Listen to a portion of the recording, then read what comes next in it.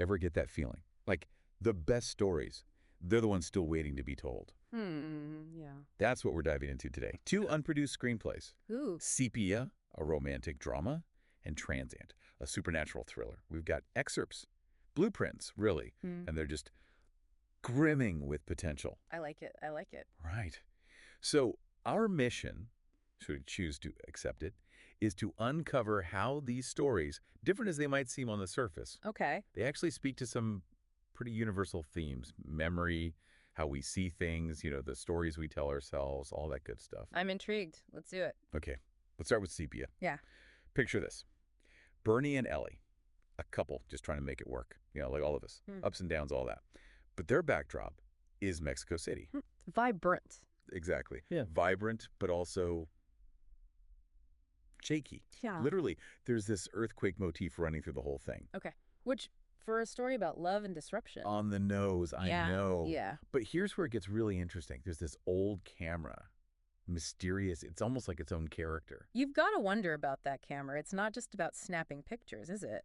Especially with a title like Sepia, it just makes you think about memory, the past, maybe even how we romanticize it. Like the screenplay's giving us a hint, how we see our own memories, filtered through our own, what we want to see. Ooh, I like where you're going with that.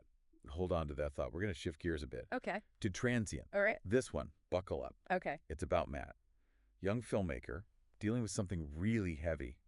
His sister is terminally ill. And, that's not enough. He decides to shoot his film in, get this, a haunted house. Of course. Right, talk about a recipe for More it. intrigue. Exactly. It's personal grief slamming into the unexplained. Oh, and did I mention the recurring child characters? No. Yeah, they seem to be at the heart of this whole haunting. It's that word transient. It makes you think. Life, death, memories. They're all transient, fleeting. And this screenplay feels like it's going to explore how we try to hold on even as those things slip away. Then you throw in a haunted house that's like its own character, and suddenly you're in this space where you just don't know what's real. Is it grief messing with this guy's head, or is there actually something supernatural happening? And how do those kids play into all this? In Sepia, they're being photographed, right? Like their images have some kind of hidden meaning. But in Transient, those kids, they're part of the haunting. It's as if they have some kind of knowledge, a different way of seeing things. Right.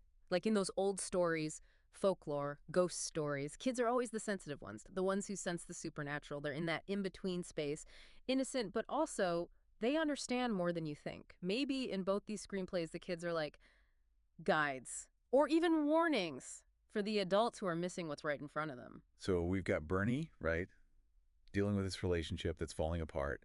And then there's Matt, facing the reality of maybe losing his sister. It's heavy stuff. Totally. Yeah.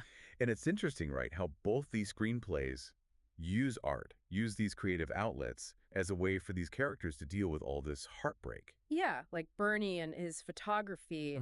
He's trying to capture this love that's fading, hold on to these moments before they're gone. Exactly. And then you've got Matt. He's using filmmaking to, I don't know, make sense of his sister's story, maybe blurring the lines a little between what's real and how he sees it through his grief. Right. It's like they're both searching for some sense of control in these situations that are, well, ultimately beyond their control. That's true. Speaking of control or lack thereof, what about the settings? In Sepia, you've got Mexico City, a place where earthquakes are a constant threat. It's like a reminder that the ground can shift at any moment. Wow. Yeah, and that's such a perfect reflection of what Bernie's going through internally, isn't it? That Yeah. instability, not knowing what's coming next. It's literally the ground he walks on. And then you've got the Meyerton House in Transient. This place is practically built on fear and rumor. It's more than just a setting. It's a living, breathing manifestation of the unknown. Right. And that sense of the unknown, it just gets amplified by those kids, those recurring child characters. We talked about how important they might be, but I kind of want to go a little deeper. In Sepia, those kids are being photographed, almost like those images unlock something, some hidden truth.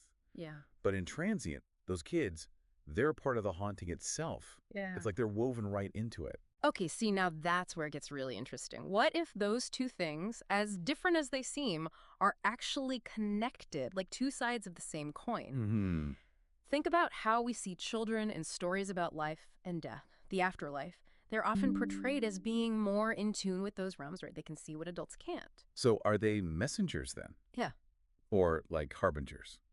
Or are they something else entirely, something we don't have a word for? What happens when these kids who might actually have the answers, what happens when they get stuck between those worlds? It's wild, right? We've been looking at these stories like blueprints, but even just on paper, they get under your skin. They really make you think about love, loss, how fragile memories are, and then you add that element of the unknown. That's the mark of a good story. Whether it's a book, a movie, whatever, it pulls you in, makes you think about your own experiences, makes you see things in a new way. Totally. So imagine, right? You're sitting in a darkened theater and these stories, they come to life. How do you think you'd react? Seeing Bernie trying to make peace with his past, or watching Matt slip deeper into this world where grief and the supernatural are all tangled up. It would be powerful, that's for sure. Just think about those visuals, the faded photographs in sepia, all grainy and dreamlike. And then the Meyerton house, full of shadows and secrets. You could practically feel the weight of it all. Ugh, just the atmosphere. It would be so intense. Oh, and the sound design. Imagine the echoes in that empty house, Mm? or the click of a camera shutter breaking the silence. Little details like that can really make a story come alive. Oh, absolutely. Those small touches, they draw you in, make you feel like you're right there with the characters. Every creaking floorboard, every whispered word. And speaking of whispers, Hmm. those kids. Imagine them not just reading about them, but seeing them on screen. Just these quick glimpses, but their eyes, their expressions. Imagine how creepy that would be. Oh, no question. Those children caught between those worlds, they could be terrifying. Because they represent that part of ourselves, that part that can't quite explain what we can't see, the things that control our lives, the mysteries we'll never fully understand. So here we are. We spent all this time with Sepia and Transient, these unproduced screenplays that really dig into the big questions life, death, the stories we cling to. And we've seen how they use symbolism and explore universal themes. And even though these screenplays haven't been made into movies, what they have to say, it sticks with you. It makes you think about your own relationships, your own losses, and the things you just can't explain. And that's what I love about these deep dives. It's not just about picking apart a story, it's about starting a conversation. So if you're listening, keep thinking about these ideas, keep asking questions, because even when the episode is over, the conversation doesn't have to end. Until next time, keep diving deep.